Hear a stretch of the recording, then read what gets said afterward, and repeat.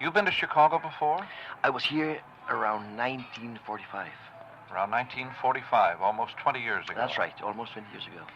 Well, as one of Mexico's top architects, Mr. O'Gorman, what are a few of your observations of what you've seen looking around Chicago? You'd have to notice because buildings are popping up every place you look here. That's right, yes. Chicago, you know, of course, is the town where Sullivan and Frank Lloyd Wright first worked and lived.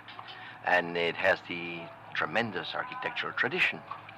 Actually, my impression is that modern architecture was born in Chicago with the work of Sullivan and with the work of Frank Lloyd Wright.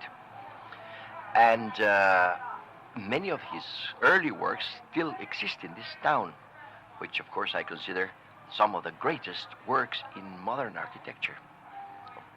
The new things that have been done have, I think, unfortunately, not followed the line that Wright left to the world, which is what he called the organic forms of architecture, and which tend to become more American and less international in their conception, in their architectural conception.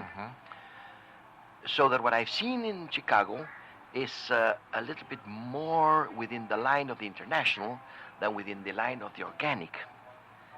And I favor personally, of course, the organic architecture rather than the international. As an architect, how do you view the philosophies of architecture of Mr. Sullivan and Mr. Wright? Where do they parallel each other and where do they go apart? Mr. Sullivan was Wright's teacher.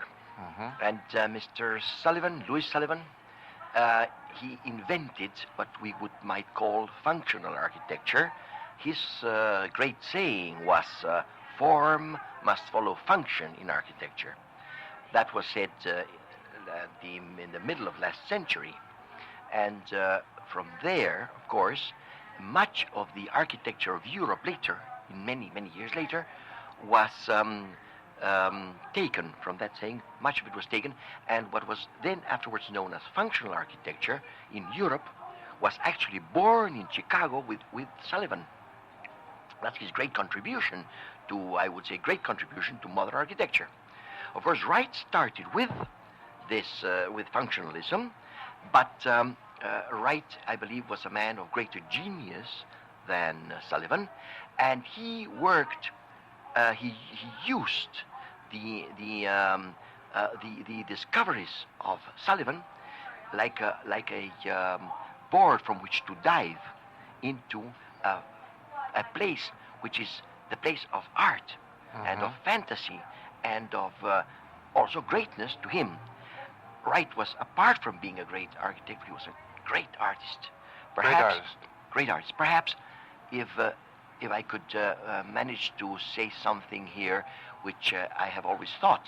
If we could say how many people from this century will be talked about in 1,000 years, there may be 4 or 5. Amongst them, there would be Einstein, and Wright would be one of the 4, I am sure. Wright and Einstein. I consider that Mr. Wright is the Einstein of architecture. Oh, that's a very interesting observation.